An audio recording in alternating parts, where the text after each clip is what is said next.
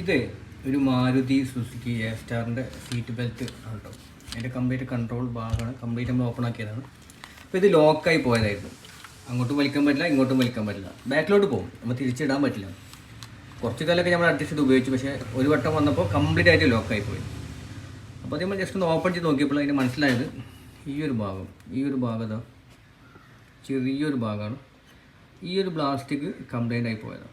കുറേ കാലം ഏകദേശം 10 വർഷത്തിൽ കൂടുതലായി അങ്ങനെ ഡാമേജ് ആയി പോയത്. അപ്പോൾ ഇതിങ്ങനെ കറക്റ്റ് ഇതിൻ്റെ ഒരു വർക്കിംഗ് കറക്റ്റ് അല്ലാത്തതുകൊണ്ടായിരുന്നു ഇത് ലോക്കായി പോയിരുന്നു. ലോക്കായി പോയി കഴിഞ്ഞാൽ തിരിച്ചെടുക്കാൻ പറ്റില്ല.